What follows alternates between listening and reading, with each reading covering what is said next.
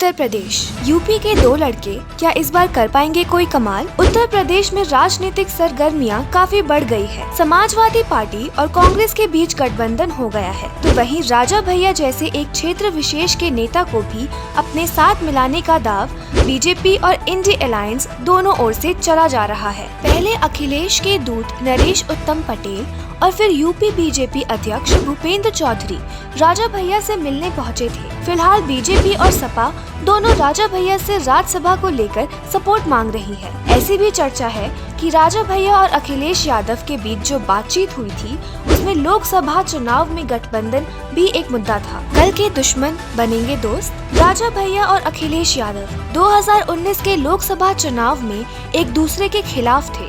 तब सपा ने बसपा के साथ गठबंधन कर लिया था। विधानसभा की कार्यवाहियों में भी दोनों नेताओं के रिश्तों में खटास देखी जा रही थी, लेकिन एक बार फिर उत्तर प्रदेश की राजनीति में एक बड़ा बदलाव देखा जा रहा है। भारतीय जनता पार्टी को रोकने के लिए अखिलेश यादव और राहुल गांधी ने तो हाथ मिला ही लिया है।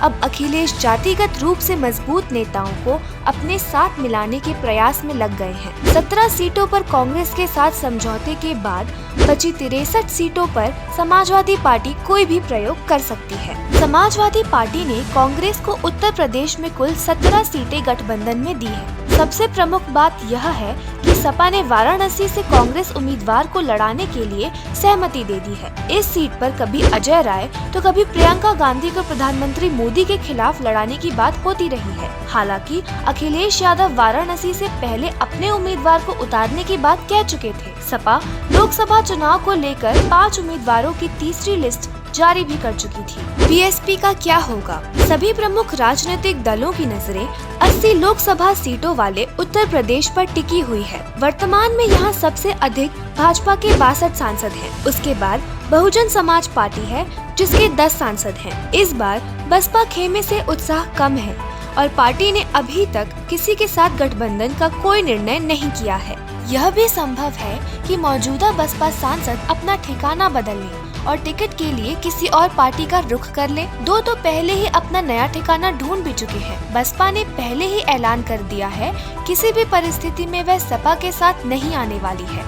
अखिलेश यादव ने भी यह स्पष्ट कर दिया है कि बसपा के लिए उनके दरवाजे बंद हो गए हैं। अखिलेश का क्या है पीडीए फॉर्मूला? अखिलेश यादव का दावा है कि अधिकांश पिछड़े, दलित और अल्पसंख्यक एकजुट होकर उत्तर प्रदेश में उनके पार्टी के साथ खड़े होंगे और बीजेपी को हराएंगे और आगामी लोकसभा चुनाव में भाजपा के सारे समीकरण और फॉर्मूले इस बार विफल हो जाएंगे। अखिलेश ने इसके लिए पीडीए का नया नारा दिया है। उनके पीडीए का मतलब पिछड़े, दलित और अल्पसंख्यक है। उनका फॉर्मूला है कि 49% पिछड़ों का, 16% दलितों का और 21% अल्पसंख्यकों का उनको विश्वास प्राप्त हो। अखिलेश ने तो यह भी दावा किया है कि इस पीडीए फैक्टर के कारण बीजेपी न तो कोई गणित लगा पा रही है और न ही कोई समीकरण बना पा रही है।